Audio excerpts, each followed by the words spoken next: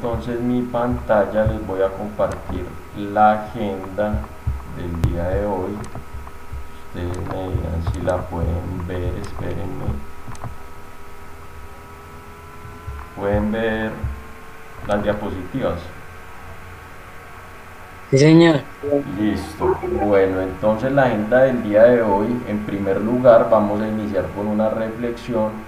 En segundo lugar vamos a socializar el examen del primer periodo. En tercer lugar vamos a explicar las temáticas del segundo y del tercer periodo. Y por último vamos a socializar los talleres, excepto pues la última entrega, que es la que ustedes tienen que realizar. Empecemos entonces con la reflexión. La reflexión se titula El obstáculo en el camino. Dice así: hace mucho tiempo un rey colocó una gran roca obstaculizando un camino. Entonces se escondió y miró para ver si alguien quitaba la tremenda roca. Algunos de los comerciantes más adinerados del rey y cortesanos vinieron y simplemente le dieron una vuelta. Muchos culparon al rey ruidosamente de no mantener los caminos despejados, pero ninguno hizo algo para sacar la piedra grande del camino. Entonces un campesino vino, en un segundo, entonces un campesino vino, ¿qué pasó acá? Espérenme. Bueno, no sé por qué me sacó.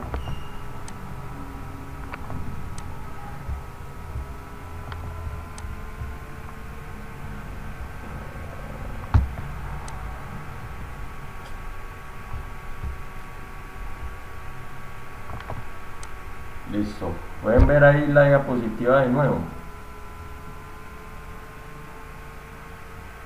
Sí, Listo, señor. bueno, entonces un campesino vino y llevaba una carga de verduras. Al aproximarse a la roca, el campesino puso su carga en el piso y trató de mover la roca a un lado del camino. Después de empujar y fatigarse mucho, lo logró. Mientras recogía su carga de vegetales, él notó una cartera en el piso, justo donde había estado la roca.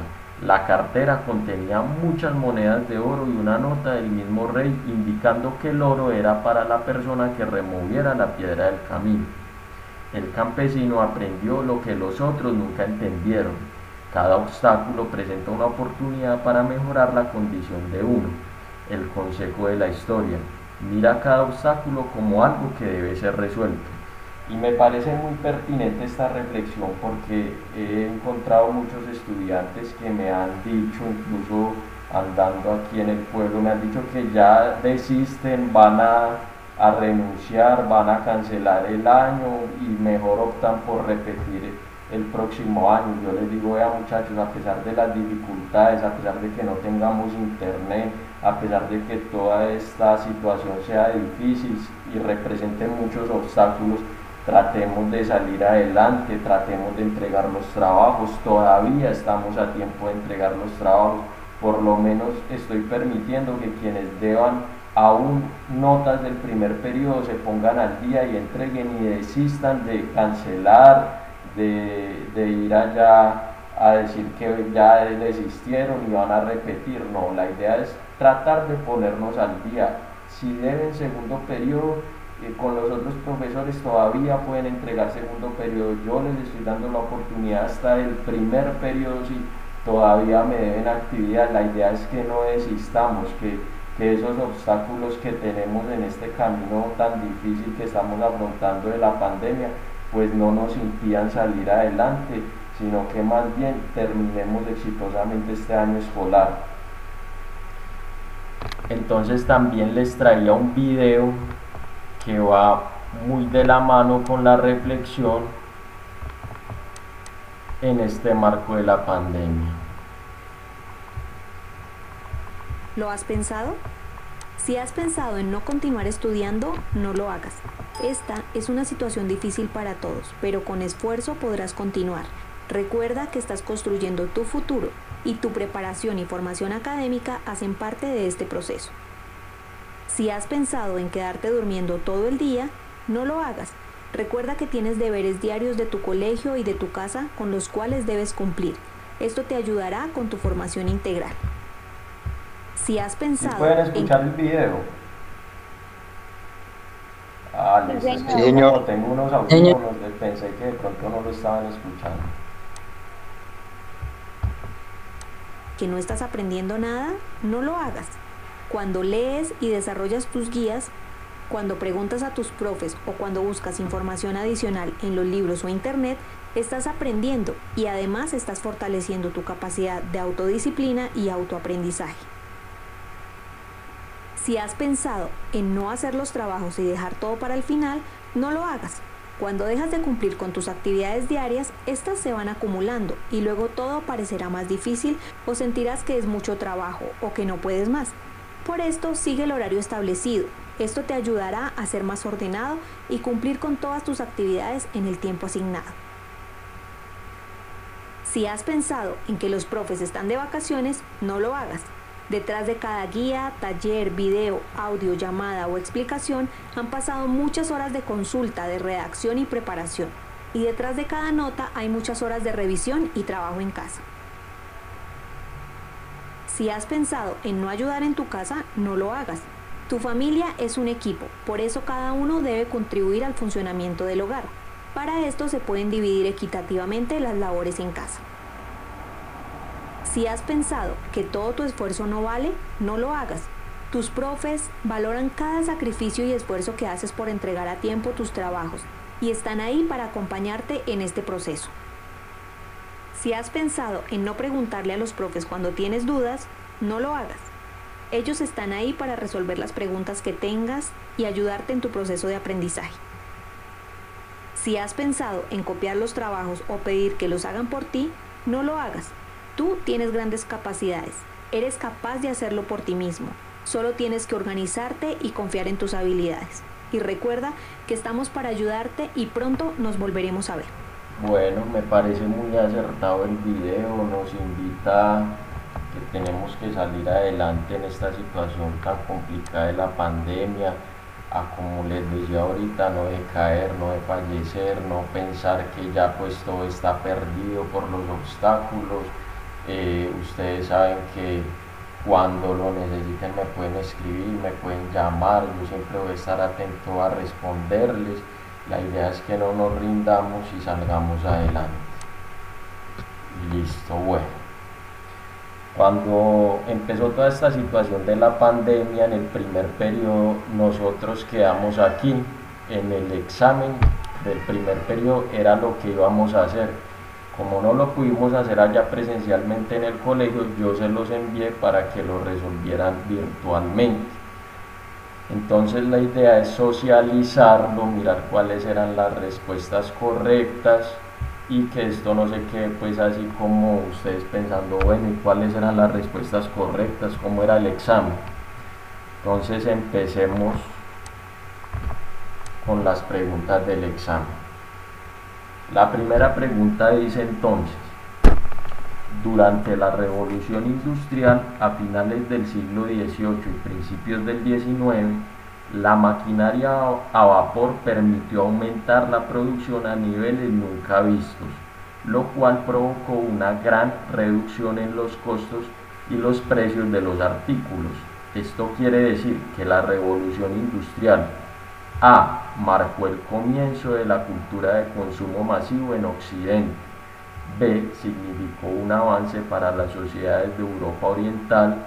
C. Mejoró las condiciones económicas de los trabajadores manufactureros. D. Permitió la adquisición de nuevas materias primas.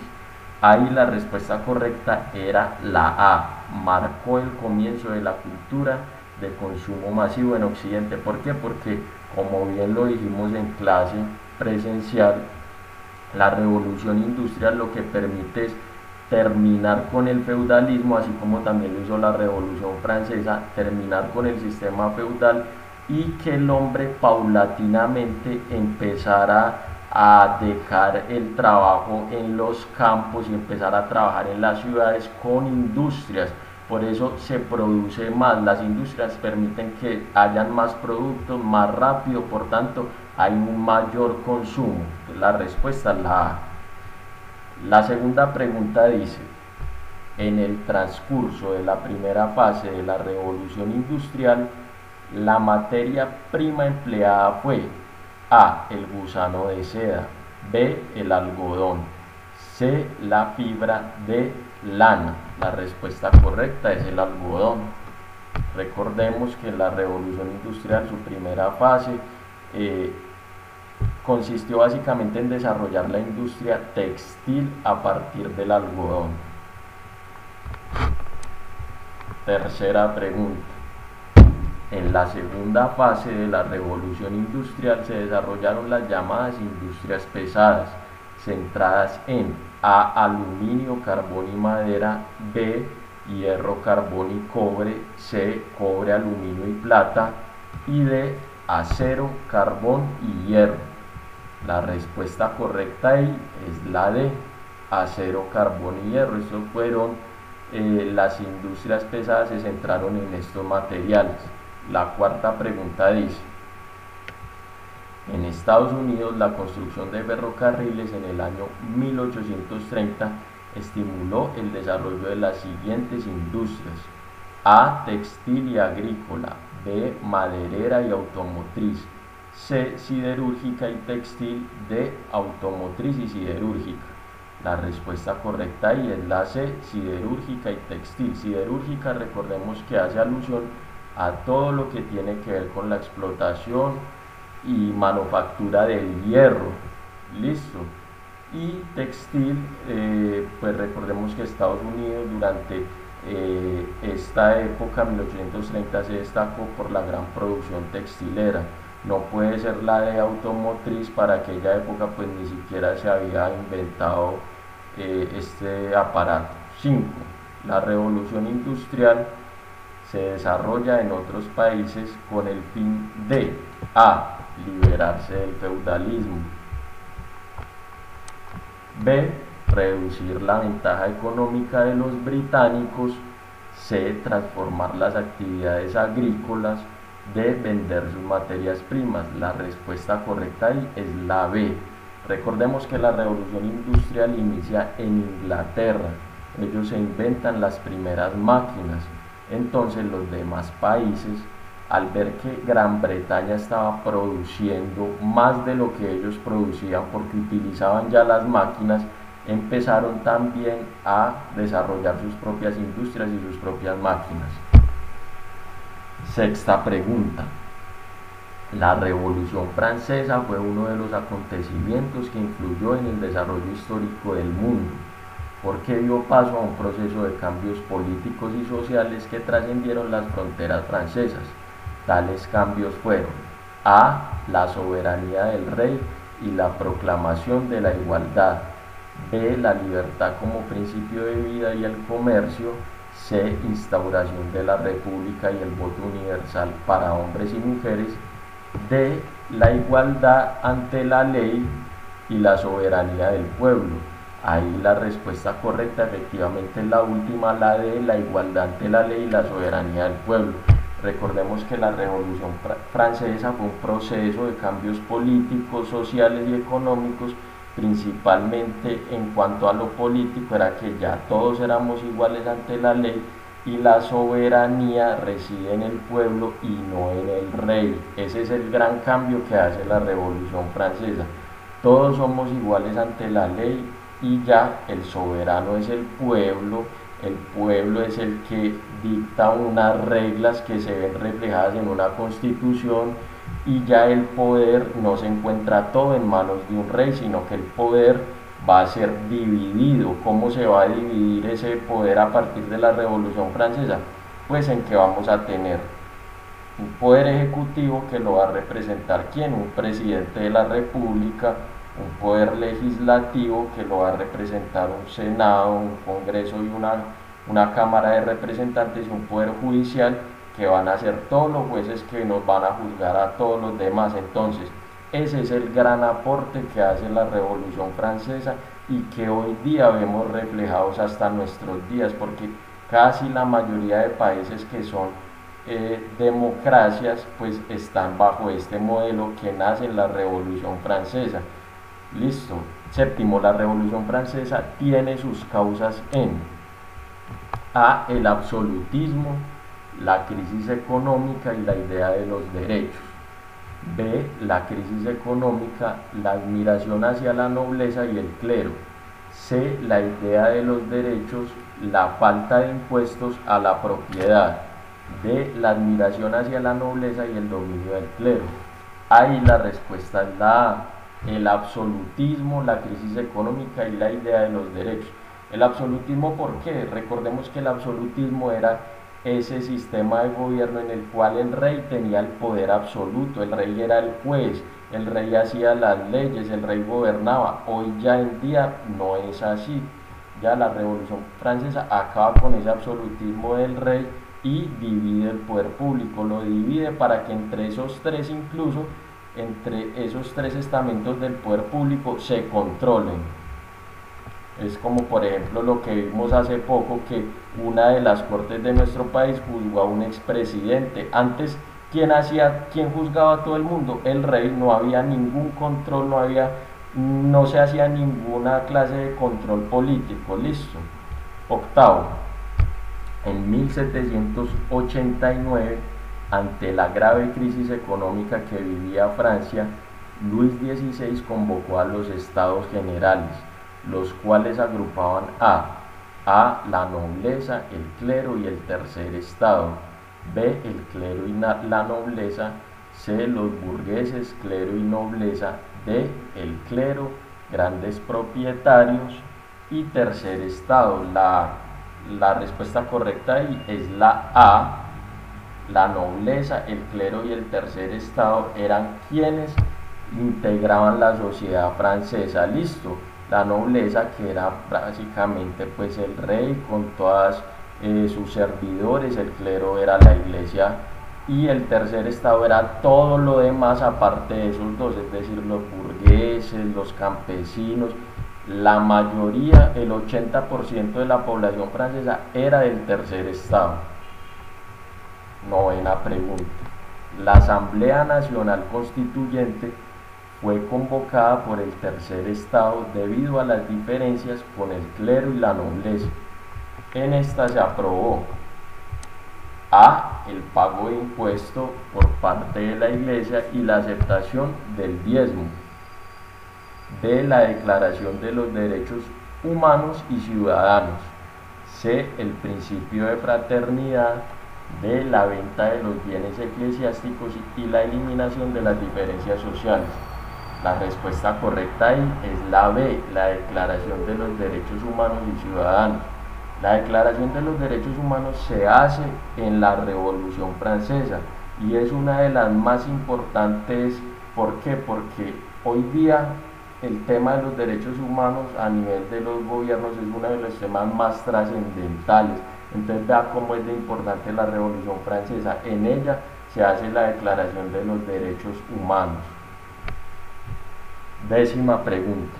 En 1792 se decreta el fin de la Asamblea Nacional Constituyente y se convoca a elecciones bajo la denominada Convención, en la cual se formaron dos grupos políticos conocidos como los girondinos y los jacobinos, que en su orden serían A, el clero y la nobleza. B, alta burguesía y nobleza. D, nobleza y sectores populares. D, alta burguesía y sectores populares. Recordemos entonces, lo vimos en clase en el primer periodo, todos estos temas ya los vimos. Ahí entonces los girondinos son la alta burguesía, la gente que vendía una monarquía constitucional en Francia, y los jacobinos eran los sectores populares. De ahí dicen que viene la denominación de derecha a izquierda. Se cree que los girondinos eran las personas que conocemos hoy día como derecha y los jacobinos izquierda. Entonces vea cómo la Revolución Francesa es de importante, que incluso moldea cómo es la política hoy día, unos de derecha, otros de izquierda, derechos humanos, soberanía del pueblo. Entonces es una de las revoluciones políticas, tal vez es la más importante de la humanidad. Listo, ahí está entonces el examen. Vamos a pasar entonces a la explicación de los temas, aunque este tema de la Revolución Francesa lo vimos en el primer periodo. Vamos a hacer una especie de recorderis, pues para que no lleguemos tan, tan fríos, o sea, con tanto desconocimiento al tema principal que vimos en el segundo periodo, que fue Napoleón Bonaparte. Listo, entonces recordemos que la Revolución Francesa es un proceso de cambios políticos y sociales que, como les dije ahorita, trascienden las fronteras francesas, estructuran la vida política de muchas naciones hasta nuestros días. Como les acabo de decir, es tal vez la revolución más importante de la humanidad. Con la revolución industrial prácticamente moldean cómo es la vida social actualmente, porque los países se industrializan a partir de la revolución industrial. Es como una revolución económica, pero la revolución francesa es una revolución política. ¿Qué más pasó ahí o qué logros se obtuvieron a partir de la revolución francesa? Se suprimieron los antiguos derechos feudales, se acaba con el sistema feudal. Recordemos, el feudalismo era ese sistema político sustentado en el poder sobre la tierra. La tierra era el único medio que daba poder en el sistema feudal. Hoy día tenemos que no es así. Resulta que las industrias también representan poder económico. Se proclamó la igualdad de todas las personas ante la ley. Antes de la Revolución Francesa existía el absolutismo, el poder absoluto del rey sobre todo. Se consolidó la doctrina sobre la soberanía del pueblo por encima de los derechos del rey. Bueno, recordemos entonces que esta Revolución Francesa tiene unas fases, las cuales en su mayoría vimos en clase en el primer periodo. ¿Cuáles eran esas fases?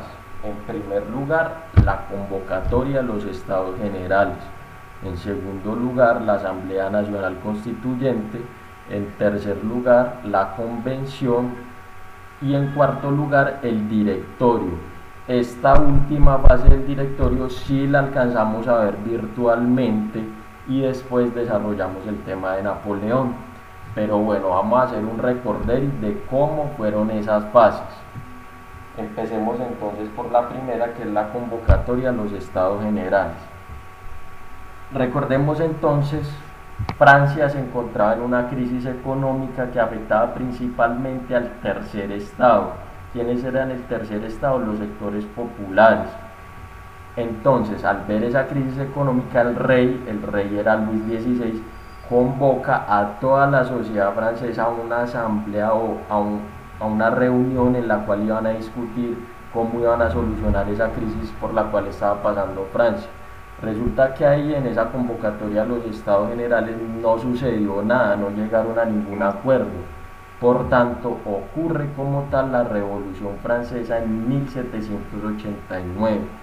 Ocurre como tal. ¿Y qué pasa después de que ocurre como tal esa Revolución Francesa? Pues pasa una Asamblea Nacional Constituyente. ¿Qué pasa con esa Asamblea Nacional Constituyente? Generalmente cuando hablamos de Asamblea Nacional Constituyente, hoy día y antiguamente es que se va a reformar una constitución. ¿Listo? Fue lo que pasó en Francia. En Francia ni siquiera había una constitución porque el poder absoluto lo tenía el rey. Entonces dijeron, listo, vamos a tener un rey y vamos a tener una constitución que nos garantice nuestros derechos. Eso fue lo que hicieron en la Asamblea Nacional Constituyente. Pero ¿qué pasó después? Vino entonces la etapa de la convención. ¿Qué pasa en esa etapa de la convención? Se cree que el rey quiere acabar con la constitución hecha en esa Asamblea Nacional Constituyente y en ese periodo conocido como la convención el rey es asesinado. Listo, es decapitado allá por el pueblo francés. Entonces ya no tenemos rey, sino que tenemos básicamente dos grupos políticos que son girondinos y jacobinos. Francia se divide en esos dos partidos políticos y se acaba con la constitución y entonces estamos en un periodo que se conoce como una dictadura. Listo, ya se anula la constitución, ya entonces vea qué paradójico que ellos primero luchaban por unos derechos y después terminaron en una dictadura. Listo. Entonces, ya para acabar ese periodo de dictadura que se dio en la convención, se crea una nueva constitución y un nuevo sistema denominado el directorio. ¿En qué consistía ese sistema?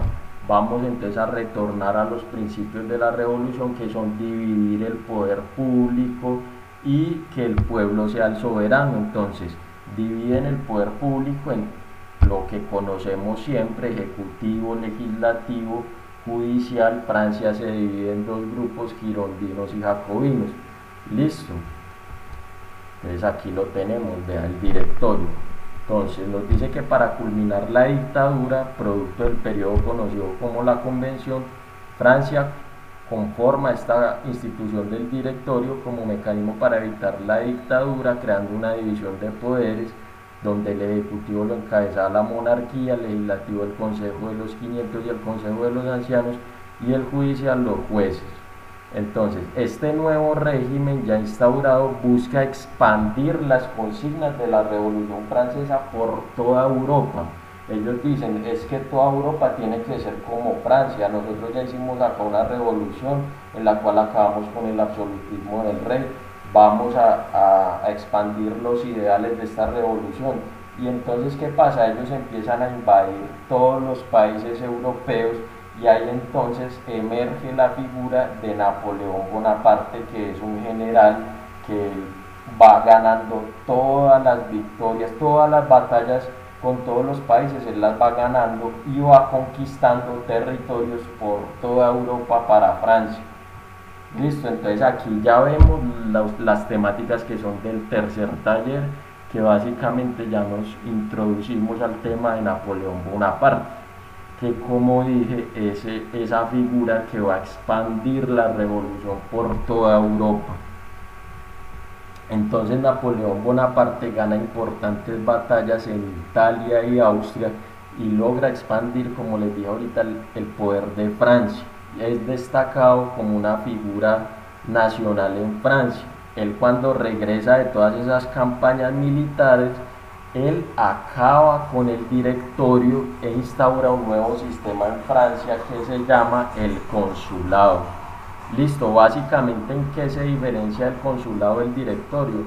En que Napoleón va a reformar la hacienda pública. ¿Qué es la hacienda pública? Los impuestos que pagan los ciudadanos o que pagamos todos para que todo pueda funcionar. Recordemos que la sociedad en sí funciona porque hay gente que paga unos impuestos, así podemos tener una luz, podemos tener servicios públicos, educación, todo eso nos lo permite la hacienda pública.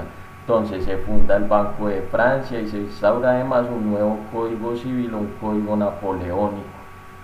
Listo. Entonces ya después Napoleón instaura como tal un imperio prácticamente por toda Europa. Eso fue lo que vimos en el cuarto taller. Entonces Napoleón difunde pues los principios de la Revolución Francesa por toda Europa, va aboliendo el viejo sistema que es el feudalismo y las monarquías, empieza a redactar nuevas constituciones, empieza a hacer reformas a la Iglesia Católica, y en ese proceso pues obviamente él entra en guerra, por así decirlo, con todas las monarquías de Europa, con la monarquía de Alemania, con la monarquía de Austria, de Italia. Entonces él entra en disputa prácticamente él contra toda Europa, y él tiene importantes conquistas territoriales porque él conquista Italia, conquista Austria, conquista Prusia, pero uno de los países que no puede conquistar Napoleón es Inglaterra. Contra Inglaterra sí pierde en una batalla que se llama la batalla de Trafalgar. Listo, con los ingleses no puede con todo el mundo en Europa, pero con los ingleses no puede. Entonces, como él ve que no puede con los ingleses, él impide que lleguen suministros a Gran Bretaña. Recordemos que Gran Bretaña es una isla, está separada, miremosla acá en el mapa. Acá está la flechita, esta es Inglaterra o Gran Bretaña, el Reino Unido, Inglaterra, Irlanda, todo esto, Escocia, lo que se conoce como el Reino Unido, es una isla.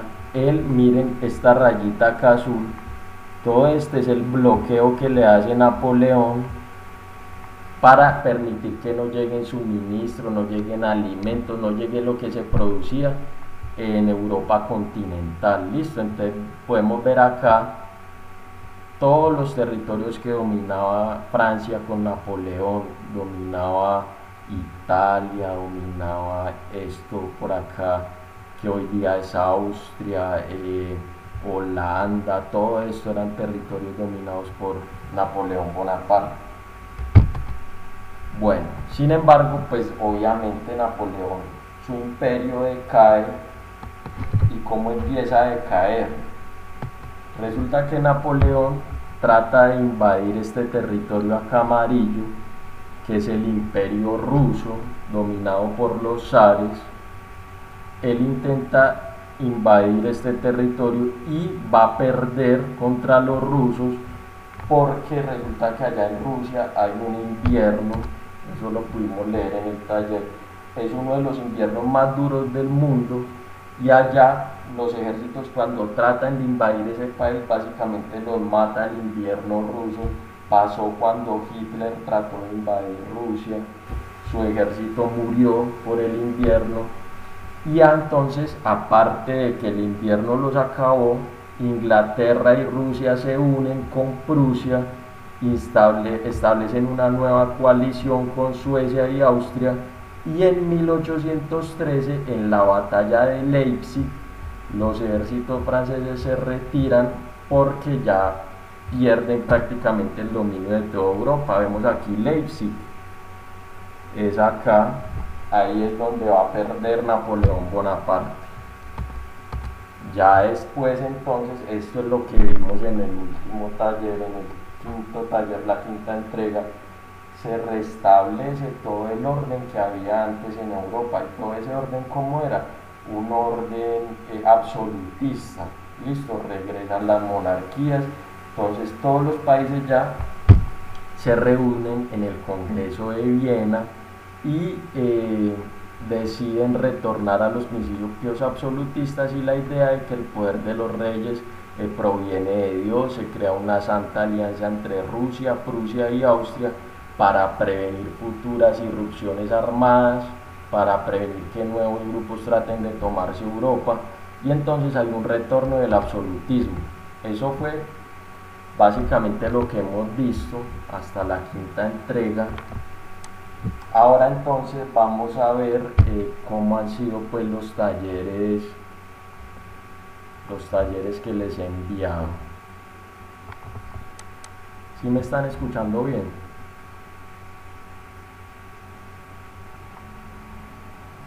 Sí, señor. Listo. Bueno, aquí tenemos la primera entrega. Fue un taller básicamente que se les estaba consultando por un tema que ya habíamos visto en clase, específicamente el 9 de marzo, ustedes lo deben de tener ahí en su cuaderno. El 9 de marzo pudimos ver estos temas de la convención. Y la primera pregunta del taller entonces nos dice: ¿cuál factor posibilitó la convención? ¿Cierto?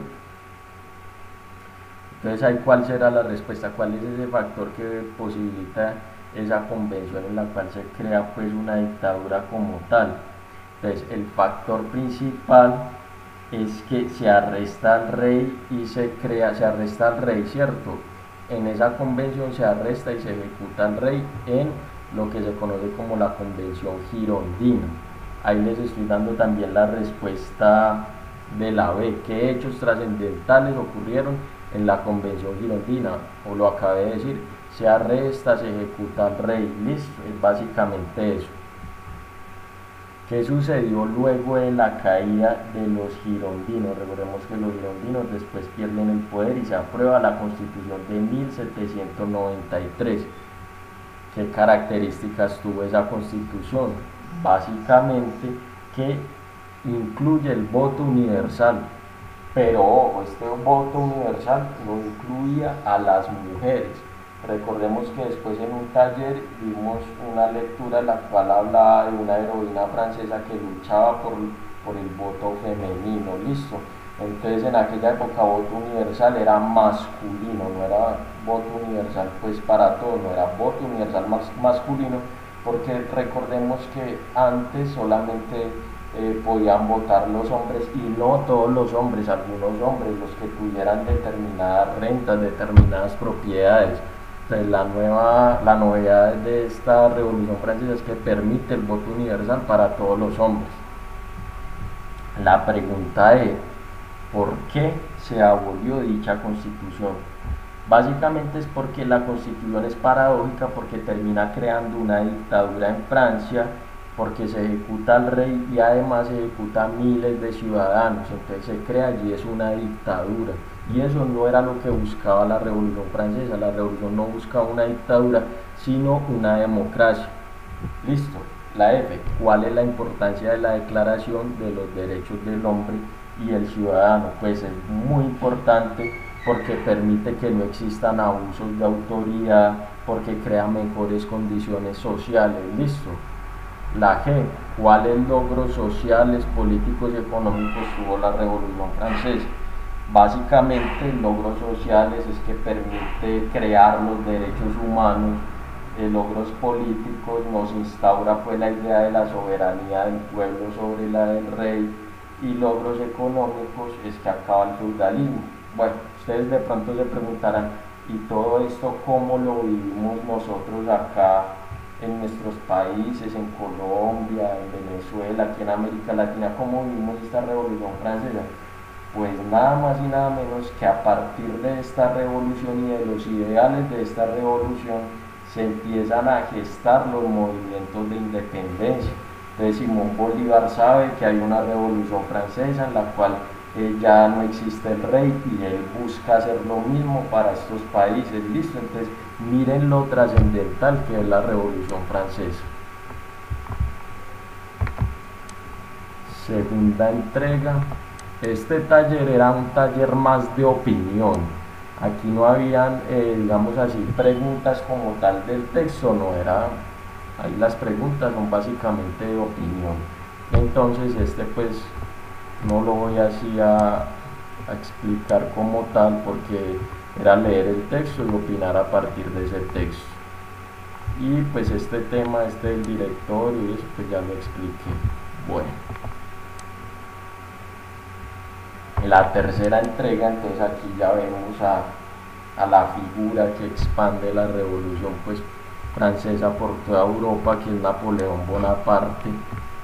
Vamos a ver entonces las preguntas. Empecemos pues con la tercera, que son pues como las preguntas más importantes. ¿Qué pretendió Napoleón con su política interna? Básicamente lo que pretendió fue consolidar las conquistas revolucionarias y evitar el retorno de la monarquía. Listo, eso era el objetivo de Napoleón. Cuarta pregunta, ¿en cuáles aspectos se concentró la política interna de Napoleón? Su política interna entonces era básicamente pacificación social. Él quería reformas sociales y económicas, quería normalizar las relaciones con la iglesia, y él elaboró su propia ley, que era el Código Napoleónico. Listo.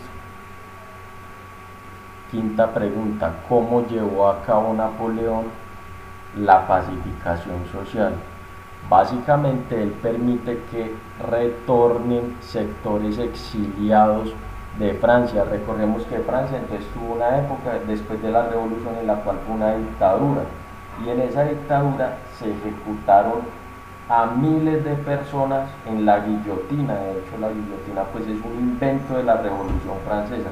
Todo aquel que era sospechoso de conspirar contra la revolución francesa era asesinado en la guillotina. Francia entonces era una dictadura. Listo, él permite que todas esas personas que fueron expulsadas de Francia regresen. Sexta pregunta, ¿en cuál modelo se apoyó Napoleón para llevar a cabo las reformas sociales y económicas? La respuesta es en un modelo centralista. ¿En qué consistía?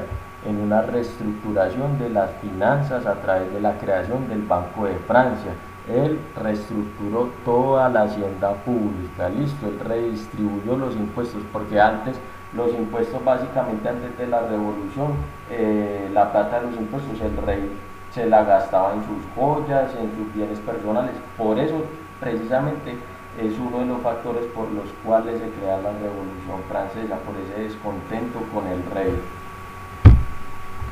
Séptima pregunta: ¿en qué consistió dicho modelo? Bueno, como se acabó de decir, era un modelo centralista, era un modelo que lo que buscaba era reformar toda esa hacienda pública, listo. Entonces es un modelo reformista, reforma la hacienda pública. Octavo: ¿cuál moneda propuso Napoleón para la nueva economía francesa? Entonces la moneda se llama el franco. Recordemos que el franco fue la moneda de Francia hasta aproximadamente el año 2000, porque ya después se instaura pues la moneda del euro para toda Europa, pero antes la moneda de Francia era la que instauró Napoleón Bonaparte, llamada el franco.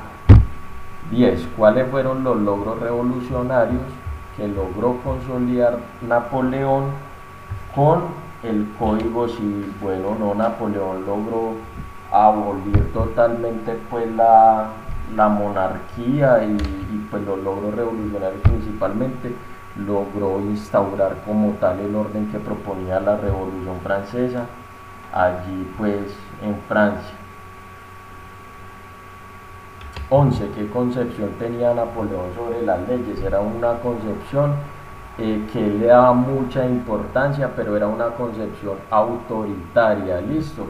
Napoleón no dejó de ser un hombre autoritario y que trató de buscar expandir a la fuerza la Revolución Francesa, entonces era bastante autoritario. Aquí entonces la pregunta número 2 nos dice: ¿cuáles factores hicieron que se fuera construyendo un autoritarismo napoleónico? ¿Qué factores, qué permitió que se fuera construyendo ese autoritarismo napoleónico? Básicamente es que Francia antes era una dictadura y Napoleón trata de reorganizar todo eso, pero es paradójico porque es siendo autoritario, y los autoritarismos son provenientes de las dictaduras. Listo, entonces podemos ver ahí pues como todas esas tensiones que había allí en Francia con Napoleón. Después a Napoleón pues en esa batalla que conocemos como Leipzig, que pues explica ahorita, ya pues pierde totalmente su poder y retorna el absolutismo en la mayoría de países europeos. Bueno, esa era la tercera entrega. Vamos entonces con la cuarta entrega, que es el taller del imperio. Aquí básicamente era un taller muy fácil. Las únicas preguntas ahí pues que yo les hago básicamente del texto son la segunda y la tercera. ¿Qué factores posibilitaron la decadencia del imperio de Napoleón? Como se los explica ahorita, pues básicamente fue el intento por invadir a Rusia. No pudo Napoleón con Rusia, no pudo Hitler, y pues hasta el momento no ha podido ganarle ningún país, porque es uno de los países más poderosos militarmente del mundo junto con Estados Unidos. Entonces los rusos han tenido a su favor el invierno y han tenido a su favor que han tenido uno de los ejércitos más grandes del mundo, y que su territorio es uno de los más difíciles de invadir, porque es el territorio, de hecho es el país más grande del mundo. Ustedes miran en un mapa y Rusia es más grande incluso que todo el continente europeo, entonces es un país muy difícil de invadir y de derrotar militarmente. ¿Qué factores posibilitaron el auge del imperio de Napoleón? Nos dice la tercera pregunta. Básicamente el auge del imperio se dio pues por los ideales de la Revolución Francesa, por los ideales de igualdad, de libertad que tenía la Revolución Francesa, y porque se estaba viviendo ya una crisis del feudalismo en Europa. Listo, entonces esos básicamente han sido los talleres que les he enviado. El quinto taller, que este sí ya es del tercer periodo, Entonces este es el que ustedes deben hacer y me deben entregar en este tercer periodo. Es un taller muy básico, nos habla de la restauración monárquica después de que Napoleón cae allá en Europa, y básicamente yo les pongo acá un cuadro para que hagamos diferencias y semejanzas de la época del imperio de Napoleón y la restauración del orden monárquico y el nuevo orden europeo. Entonces es un taller muy sencillo para que lo vayan desarrollando. Listo. ¿Alguien tiene alguna pregunta?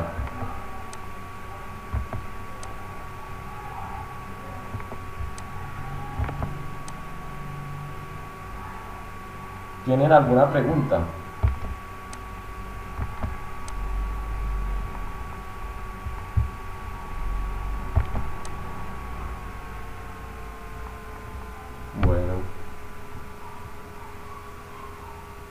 Bueno, espero pues que haya quedado muy clara la explicación. Ya saben que si tienen alguna duda me comentan, estoy siempre dispuesto a resolverles las dudas. Listo. Bueno, hasta luego, muchas gracias por asistir a la reunión. Chao. Chao, profe. Profe, Igual, le vaya bien. Chao. Chao. Chao. Porque la otra